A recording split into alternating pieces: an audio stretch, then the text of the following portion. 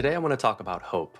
It's a topic that's been coming up with a number of clients of mine who, for various personal but also obvious cultural reasons, are really struggling to find hope at this time. A reason to move forward and remain engaged with the world as it seems to crumble into a global pandemic of authoritarianism, ultranationalism, technocratic oligarchy, and divisiveness. It's gotten me to really think for myself about what brings me hope, and whether hope, as we often think and relate to it, is even the fuel that we actually need at this time. I'm sort of talking out loud as much for me as for you in order to invite conversation and thought around it.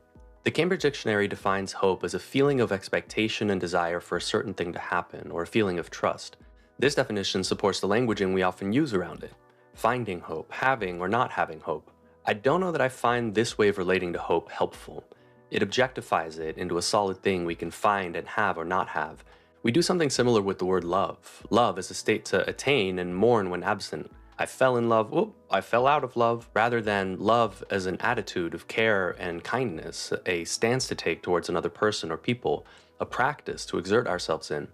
We make love and hope and many other things into a noun, a thing to get established in.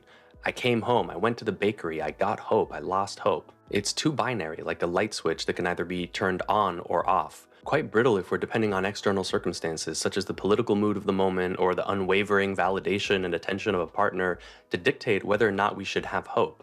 I feel at this time that I need something more trustworthy to light the path forward for me, less fragile and dependent on external circumstances and the movements of the world which are totally out of my control. I need something I can carry with me and nurture over time through consistent attention and care. Something that can grow roots and spread and hold fast even if a hurricane passes through. I'll argue today not that we need to throw away the concept of hope, but change how we relate to it.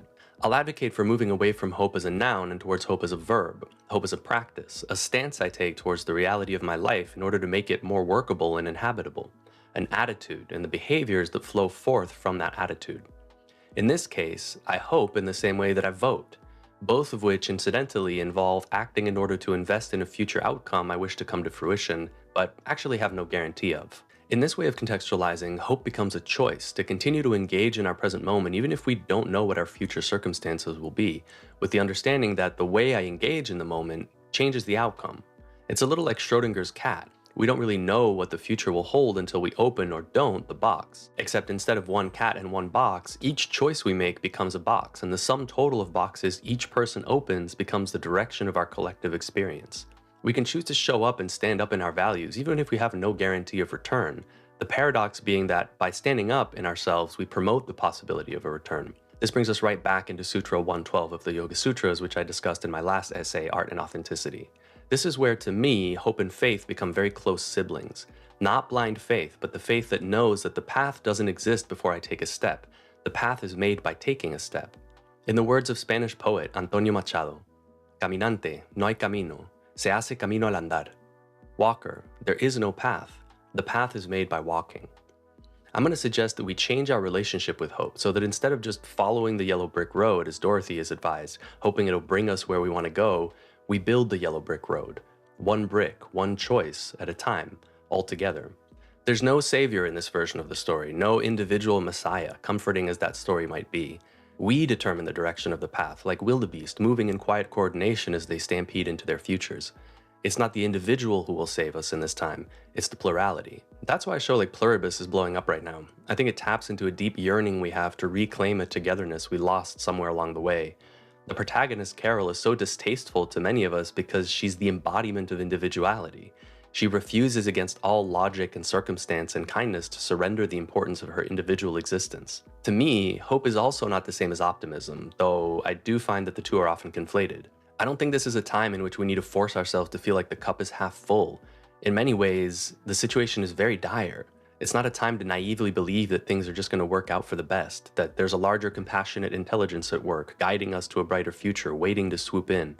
I do actually believe there's a larger compassionate intelligence at work, but I don't believe it's separate from us, above us, watching, waiting for the right time to intervene. I believe it's within us, and it emerges into the world, or not, through our choices, which is why I'm so passionate about contemplative and creative practices. I find they open the range of possibilities for us to choose from, like a painter having more access to the palette with which to create a painting. They free us from the narrow confinements of our preconscious and unexamined assumptions about what is or isn't possible. I'll say this again because I think it's so important. I believe it's not a higher power we must connect with, but an inner power. The locus of attention is very different in those two stances. I have immense respect and appreciation for the world of 12-step recovery. It's been personally helpful, and I know it's benefited millions of people.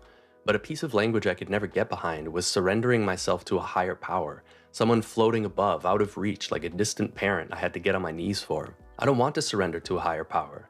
I want to connect with an inner power and nurture its fruition into this world, knowing that if I go all the way into myself, I find the same essential being as you would find if you go all the way into yourself. To me, this is where we come to feel the interconnectedness underlying our seeming separation. It's the only basis from which we can move forward together. When we come from that place, a salutation such as namaste goes from being appropriative parroting to a heartfelt meeting between two aspects of the same being that recognize one another. In this view, no one is coming to save us. We are our own saviors or our own executioners, depending on how we choose to act, and what palette of action is available to us depending on the diligence of our practice and the depth of our insight. To me, a helpful kind of hope is not a childlike longing that this story has a happy ending. It's not a denial of present suffering, turmoil, and tragedy. It's a choice of individual and therefore collective authorship to build the path forward we want for ourselves, to use our numbers, our kindness, our intelligence, our resourcefulness, our community connections, our creativity to create the yellow brick road, not just for ourselves, but for those who walk behind us, our descendants who will one day relate to us as their ancestors, without any guarantee that it brings us to the Emerald City. With this view, we become freed up from the need to have certainty about a desired future before we can act wholeheartedly to support the possibility of its actualization. With this way of seeing, reality and our lives from an existential perspective become much less about right and wrong, good and bad, true and untrue, and much more about helpful and unhelpful. Now, this isn't to say that truth is not important. It is. And to me, truth is basically just that which does not change. We can change in relation to it, but it remains constant in relation to us. And in a post-truth era, I just want to make the disclaimer that truth as a principle, as a value, as an aspiration, is more important than ever. The problem is, we can't agree on what's true. Therefore, what's helpful becomes a useful benchmark for what choices to make with our perceptions, energy, attention, and action. And Lord knows we're going to have a lot of choices to make in the coming months, years, decades. Is it true that everything will turn out for the best? Is that something we should hope for? If you answer no, you might collapse into nihilism, which neuters your ability to remain engaged in the present truth of your life, all but guaranteeing the outcome you so dread.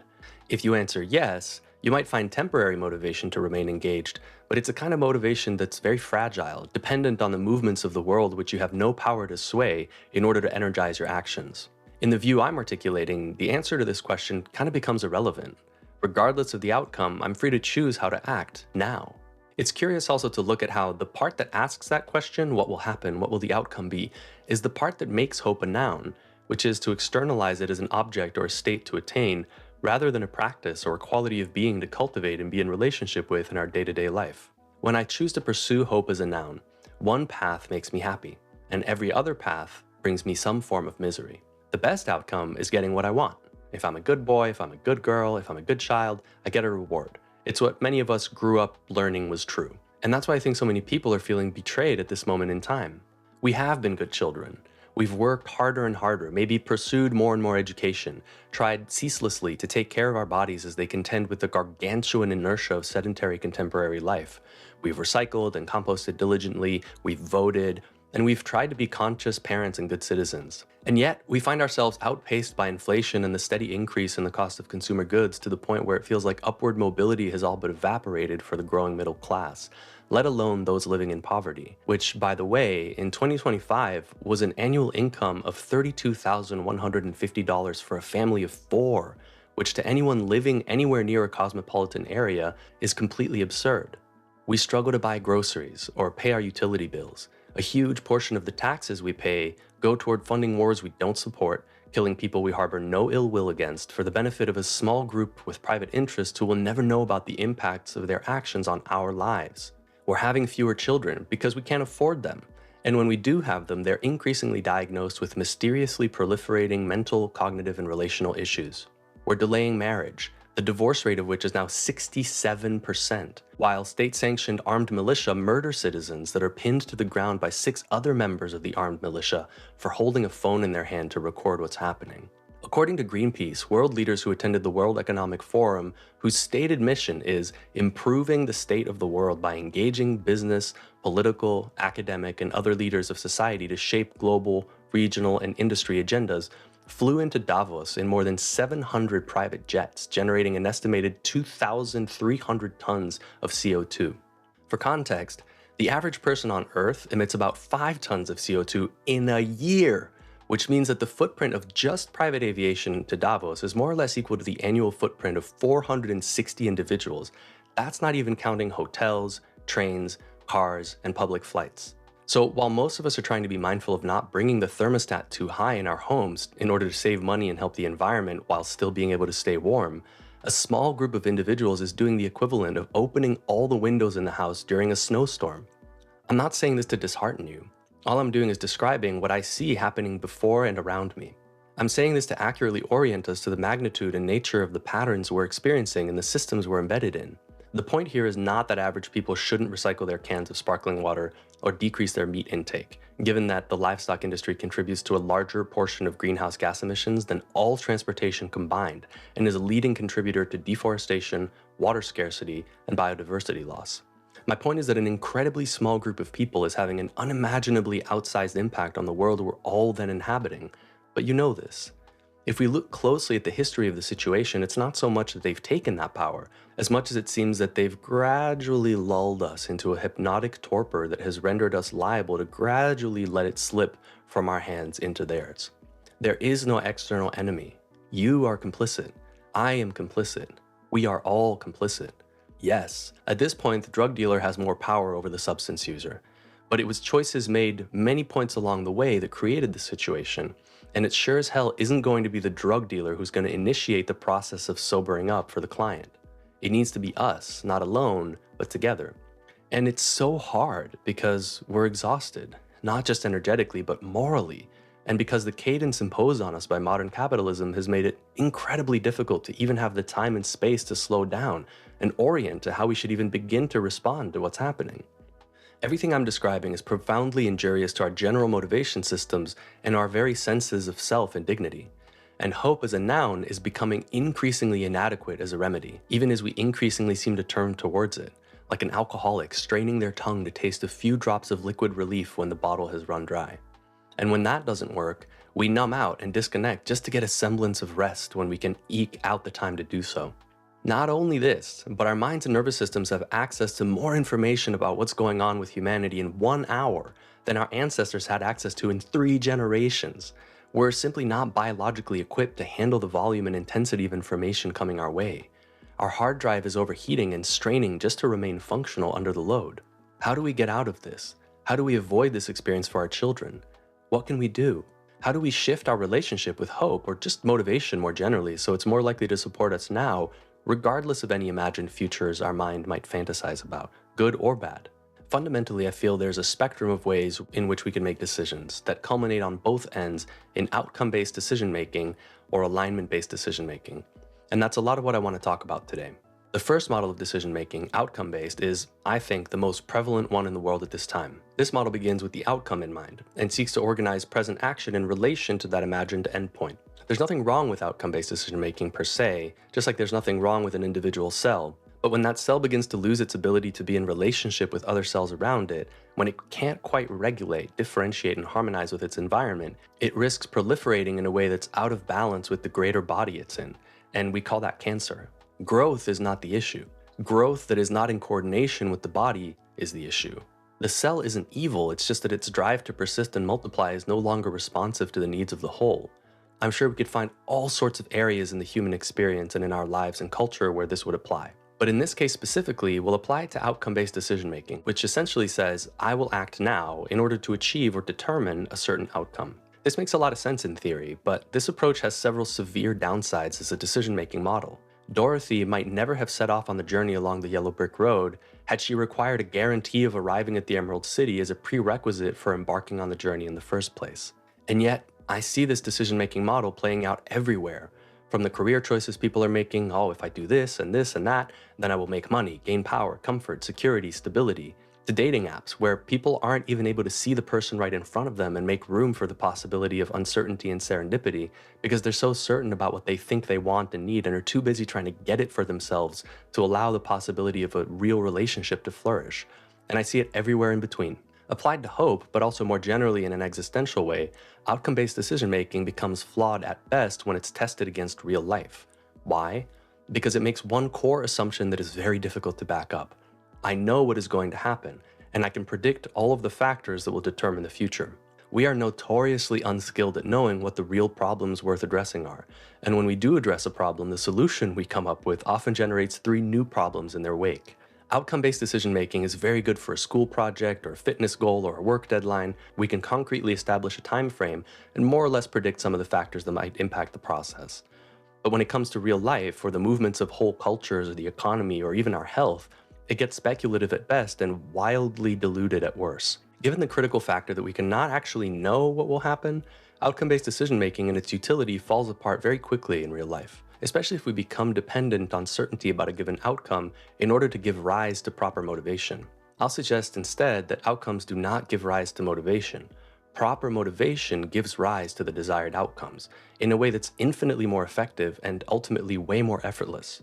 Not only does outcome-based decision-making risk crippling our motivation systems, but it primes the pump for suffering because we become firmly entrenched in expectations of what we want and don't want to happen. This kind of hope is just the other side of fear. This kind of hope is attachment to a preferred future, and fear is just an aversion to an undesired future.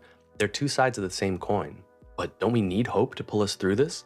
I don't think so. Hope as a noun has let us down too many times. Perhaps we wanted to see Obama elected. He was, and ultimately just continued to further the American imperial agenda, even if he did so while making us feel good with his charm. And right after him, well, we know what happened right after him. The YouTube essayist FD Signifier has really great perspectives on this if you want to check those out. What we need now is not more hope, especially as a noun. What we need is practice. What we need is imagination. What we need is community, and a shift away from outcome-based decision-making to alignment-based decision-making, especially at this time when clear outcomes cannot be a prerequisite for our engaged actions in the world. While the locus or emphasis of outcome-based decision-making is in the future, the locus of alignment-based decision-making lives in the present. We expend an enormous amount of energy, one of our most precious resources, in worry and strife over futures that may or may not happen, energy that, in my opinion, we need right now to support ourselves and each other, to show up for our families and friends, to care for our bodies and minds, to set good boundaries, to cook, read, rest, cultivate stillness, engage in contemplative and creative practices that nourish us and our nervous systems. Because our nervous systems are totally overloaded. Getting louder is cathartic for a moment, and it's important to demonstrate a unified front in the face of fascism, but it will not help quell the cacophony of the world. The former approach assumes there's a way to get a desired outcome and contrives the whole process in order to produce that outcome, which is the essence of capitalism. Efficiency becomes deified to the expense of everything else. The latter approach I'm proposing we embrace relinquishes all certainty and control and emphasizes instead decisions based on values and actions that align with those values in the present moment. It's a much more grounded, spacious, open, clear, and enjoyable way to inhabit the moment. And ultimately, I believe, far from a Pollyannish attitude of let's just be present in the moment, much more concretely effective. We're able to approach the situation with a much greater degree of clear-headedness, groundedness, confidence, compassion, and clarity of purpose. Now, in order to further this conversation, we have to talk a little bit about nihilism. Our current culture is not an exercise in staving off nihilism, in my opinion. It is the fruition of nihilism, and nihilism is in turn its greatest fuel. To be clear, I don't feel capitalism per se is the problem. In many ways, it seems to be the least terrible way to meet the needs of the many, at least in theory. Too often, I hear or see people complaining against capitalism and then doing something like driving away in their Tesla to go eat at a restaurant that imports their ingredients from Peru, or going on a rampage on Facebook about the ills of social media. Capitalism, in my opinion, is not the problem. That's a very narrow view, and points to a poverty of imagination that conceptualizes capitalism as just one thing, rather than a general model of organizing humans that can be adapted, changed, and refashioned. It also externalizes responsibility from us. It points to an abstract system and says there, that's the problem, rather than saying, how am I embedded in these systems and how am I contributing to what I'm noticing around me? Capitalism is what allows me to be talking to you right now. It's what allows you to get your insulin if you're diabetic. It's what allows our grocery stores to be regularly supplied. What a gift. It's what maintains a tenuous peace between nations who would otherwise probably just be ravaging one another for their resources with advanced technologies that could quickly bring the end to the human world. Which maybe wouldn't be such a terrible thing for the planet as a whole, but that's a different story. Capitalism is not the problem. This version of capitalism is the problem. The nihilism this flavor of capitalism promotes and the loss of imagination it entails is the problem. This incarnation of capitalism that's been hijacked by a small group of people requires us to remain in a state of quiet, placated, nihilistic hedonism. Important things lose their importance to us.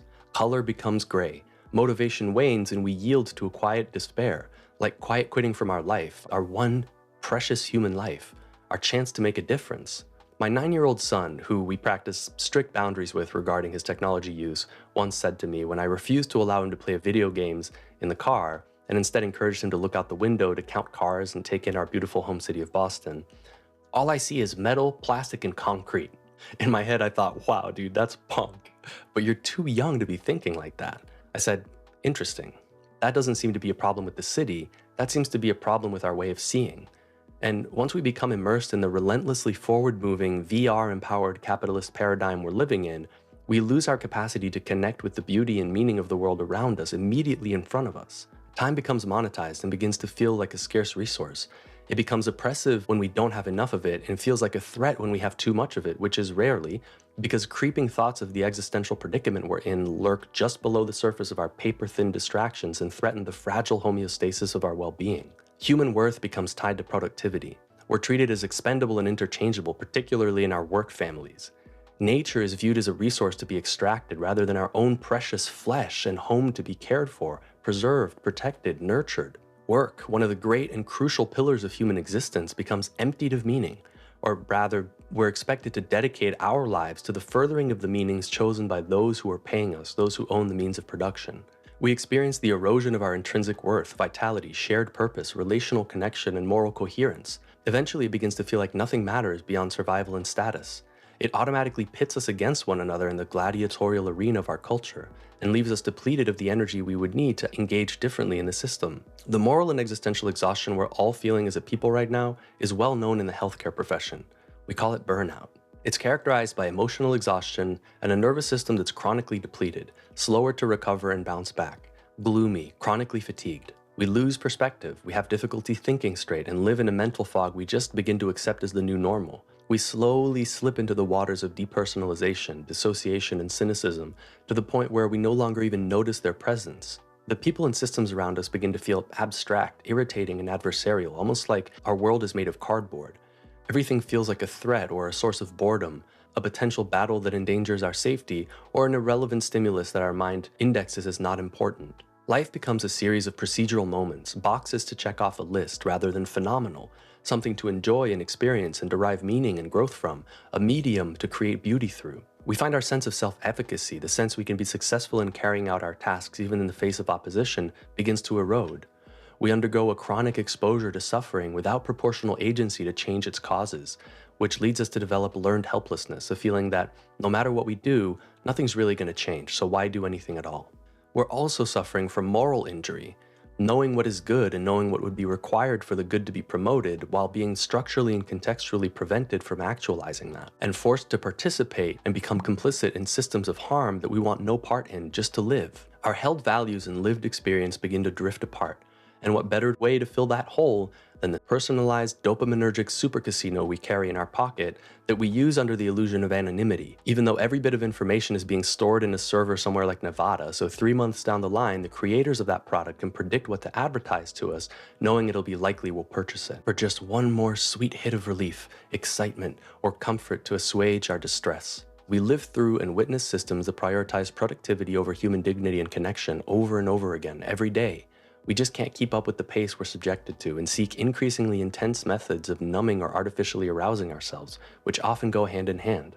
Capitalism and nihilism are tight. Once our sense of inherent meaning, self-worth, and orientation are eroded, once our values become disorganized, we begin to lose trust that acting now can impact our future experiences. Now, ceaseless consumption begins to make sense as a means of anesthetizing ourselves against the fear we feel as we stand under the looming cloud of nihilistic fatalism. Distraction becomes a worthy object of our worship. Why bother quickly slips into may as well take as much as I can for myself and my people. The circularity of the system I'm describing is part of why we feel so trapped in it. This version of capitalism dissolves meaning and reorganizes social cohesion around whatever type of efficiency supports the aims of those who have the power to reorganize it in the first place. Nihilism proliferates in that social environment. Motivation and moral strength buckle under the magnitude and constancy of the assault, and capitalism accelerates, providing just the pharmacopoeia we need to find a moment of peace and relief from the constant stress we live in. How grateful we, the heroin users, must be for our dealer who supplies us with just what we need to ease our pain for another moment. The impacts of what I'm describing are widespread, as you know, but perhaps one of the most detrimental impacts is that they erode and disorient our meaning-making capacities, which underlie our capacity for imagination, which is the ground from which our choices arise. One of my beloved teachers, Tom, says the mind is the meaning-making apparatus. If we take that definition, that kind of explains why it feels like we're losing our minds. The ways we're making meaning or not, using our imagination or not, to dream a better future into being or not. In my opinion, this isn't about using hope to fight off nihilism. It's about recognizing we're currently living in the sinkhole of having collapsed into nihilism already. This isn't about increasing hope as a noun. It's about reframing it as a practice, a behavior, an attitude. It's a ladder we need to climb one rung at a time to get us out of this hole. In this case, the desired outcome does not become a precondition for engaged activity.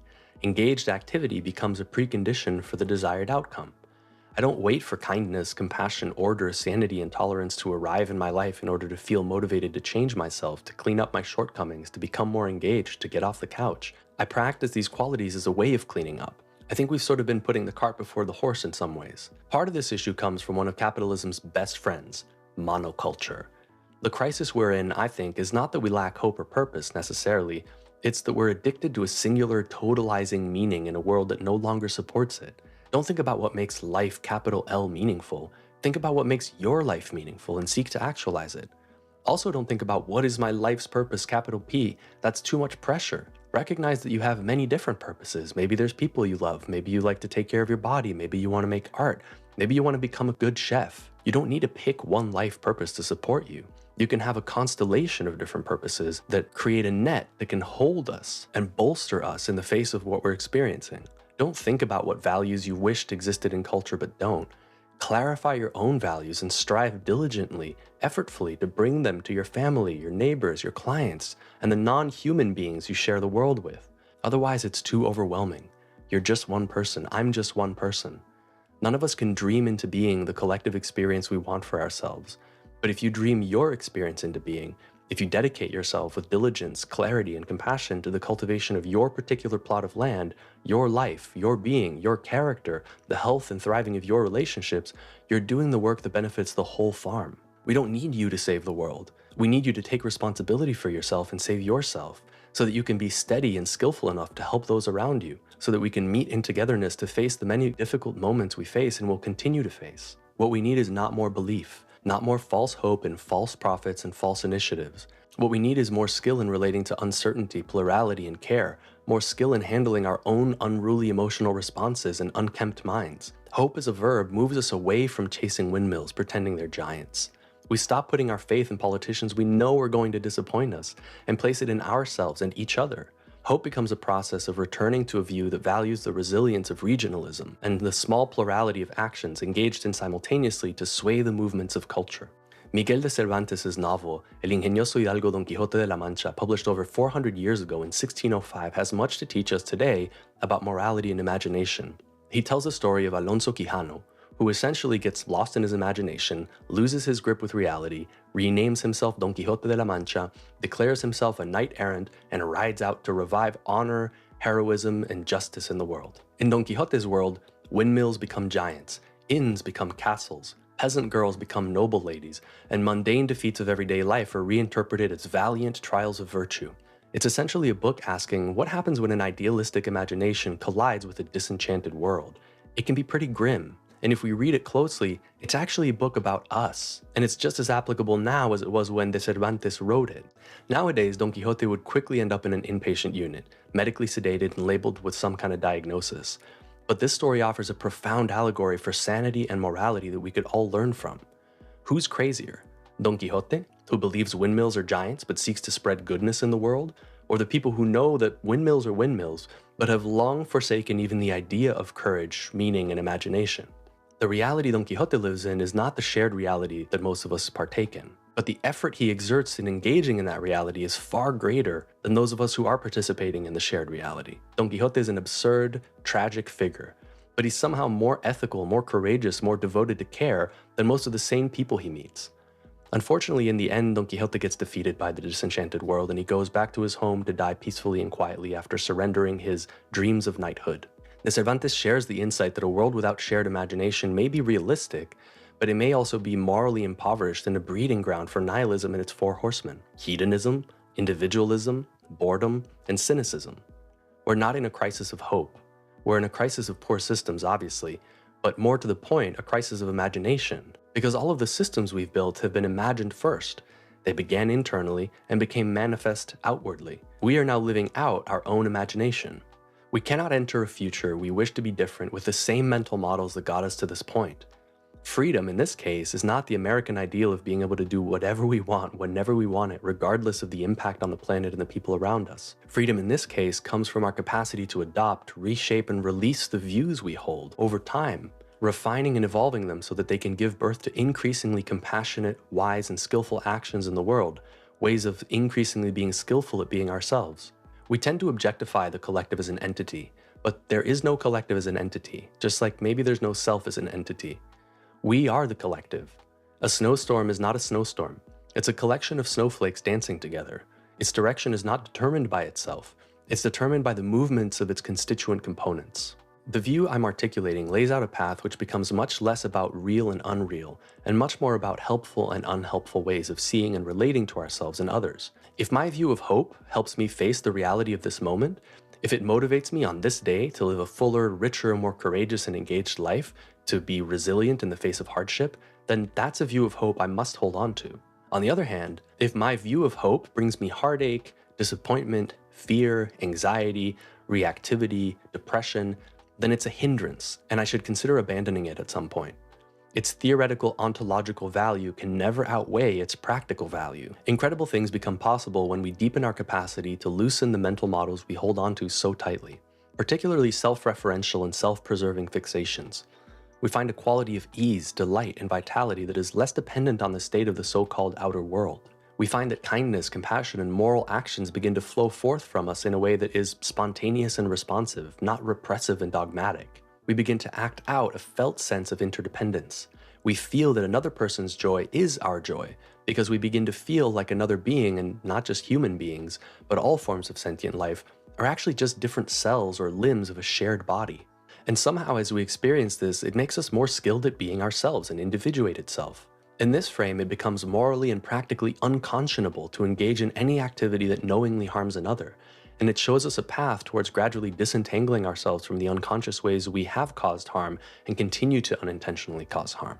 Hope goes from being the reward for good behavior to the reward in and of itself, a discipline, an outlook, a choice that centers the locus of agency in our life right now, not the choices of another or an imagined group of other beings. It goes from being something we have to acquire and chase after to something that's cultivated over time, something that's native to the garden of my own mind, something that does not depend on seeming outer forces, but only on our own attitudes and habits of cognition and behavior. We no longer have to defer our happiness and joy as much. Outcome-based living says do this and that in order to get happiness and joy. But we know that's a rolling horizon. It never arrives. Once I get to that point, there's a new horizon for me to chase after. This doesn't just apply to the material goods we wish to hoard in our life. It also applies to the mind states and emotions we wish to hoard in our life. Alignment-based living doesn't defer anything. It says joy and fulfillment exist and are available to me right now. They come from knowing that no matter the outcome, which I can't control, I'm living my life in alignment with my deepest aspirations from moment to moment. I can relax and let go of the fruits of my actions and accept whatever suffering may or may not come tomorrow when it comes or doesn't come, because I live in the peace and satisfaction that result from congruence between aspiration and my engagement with my life in this moment. Cognitive dissonance, often maligned, becomes reinterpreted as a benevolent guide, pointing us towards greater integrity with ourselves. When we're experiencing cognitive dissonance, that's a message from ourselves to ourselves saying, something needs to shift, we're out of balance. Hope as a verb becomes the repeated choice to remain in relationship with our future being, with our becoming. We stop abandoning our so-called future selves. Our actions in this moment send gifts downstream to the beings we will become. In this view, hope, like love, is not emotional. It's not a transient state we neurotically try to grasp onto, only to watch it slip away again and again as we strive to contrive circumstances that might preserve it just a little longer because it feels so good. It becomes relational and behavioral. We no longer relate to it as though it's present or absent. It remains always potential, always available, depending only on our present choices and the attitudes and views that underlie them and where we choose to place our attention. I talked a little bit about this in my first essay, What is Practice? Whatever we bring our attention to is what proliferates in our lives. This view allows us to gradually regain our capacity to imagine, to dream up better stories for how we want our own lives to be, not in the future, but now, and to become the authors of that life. We begin to reconnect with the lost vitality of our childhood, but we reconnect with it with the eyes of wisdom from adulthood. New and different systems of meaning-making become accessible to us, which further open up energy and deepen our capacity for vitality. We begin to organize ourselves differently, exerting less effort for greater benefit to ourselves and others. Our existence becomes less sagittal, this plane of movement that's like a motorcycle that keeps us relentlessly moving forward. Our experience becomes more axial or transverse, like a tree, rooting itself into its center, spreading its stability effortlessly, growing towards the sun, providing shade effortlessly, giving fruit effortlessly, breathing in what is toxic and breathing out what is nourishing effortlessly. We don't need more hope. We don't need more beliefs. We don't need more false prophets. We don't need a politician to save us. We need new meaning, stories, and imagination to organize ourselves around, and the practices that support that process. We are world-building creatures, and the worlds we build externally to inhabit originate within us as seeds in our imagination before they take shape in the so-called outer world. As within, so without. Seemingly unlike a squirrel or a dog or a pigeon, in order to function, we seem to need the answer to the questions, who am I? Who are we? Where are we? What kind of time is this? What kind of culture is this? And what actually matters here beyond primal instinct to pull us by the nose or genitals towards fear-based recoiling and sensory gratification? In all of this movement of matter and phenomena and sounds and stimuli and beings, where is my power? Where does that exist? Without a clear answer to those questions for ourselves, we become unmoored. And in that unmoored state, we become vulnerable to becoming swept up in the metastatic proliferation of systems that organize themselves around values other than collective health and well-being. Now more than ever, we need new stories to tie together and make sense of the past, present, and future we imagine into existence, to coordinate our behaviors with our aspirations, to weave our individuality into collectivity. We need stories to guide us and show us how to act and why, to show us what's worth protecting, what's worth doing and not doing, what's worth sacrificing, what's worth letting go of. We need to find ways of making our suffering meaningful that don't just provide comfort, but practical motivation for living through these times and creating conditions for better futures. I'm not sharing any of this from a soapbox. I'm not claiming any kind of authority. Much of what I've shared is bound to be laced with mountainous ignorance. I say it to let it out, to see whether I'm alone in feeling these ways. I share it because I live through it every day, and it's only my daily sadhana, my daily practice, the people I love and cherish, my creative practices, good food, sunlight, moving my body, that help me not be consumed by it all. This world in which our dreams or a better future like Don Quixote are met with the executioner's blade of nihilism and cynicism. Sometimes it feels like trying to bail water out of a sinking ship with a hole way too large to plug. Maybe that's what needs to happen. Maybe the ship needs to sink. Sucks for the passengers, but maybe it allows something new to emerge in its wake. Maybe the only way for our descendants to have a hope at peace, health, education, togetherness, wellness, is for us to sacrifice much of what we've come to believe in, how we've come to relate to ourselves. Maybe collapse and bloodshed are inevitable. But to me, it's clear that the task remains the same as it always has been for humans, and always will be. To show up for our lives today, right now, fully, to appreciate their preciousness, to cultivate the discipline, clarity, wisdom, skillfulness, and most importantly, kindness and compassion that we want to see flourishing in the world, not by wishing it, not by following people on Instagram and enjoying what they write, but by becoming it, through the steady, unglamorous process of cultivating our own minds, bodies, and hearts day in and day out, to choose to show up again and again and again for ourselves and others, even when we don't feel like it. The work remains the same, to be kind, authentic, courageous, and virtuous in a world seemingly intent on extinguishing that aspiration, or at the very least ignoring it.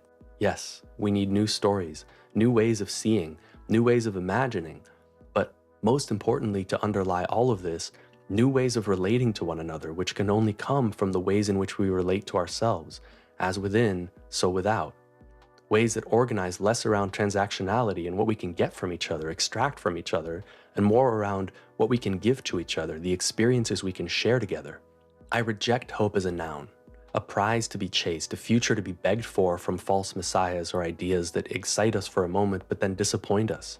I commit myself to cultivating hope as a verb, a practice, an attitude that says that regardless of how this world turns out, it is worth caring for, nurturing, and showing up for as fully as possible right now, until the last blade of grass is freed from suffering and established in enduring peace, joy, and happiness.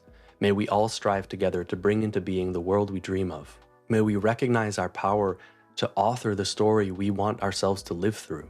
May all beings enjoy happiness and its causes. May all beings be free from suffering and its causes. May this channel self-destruct.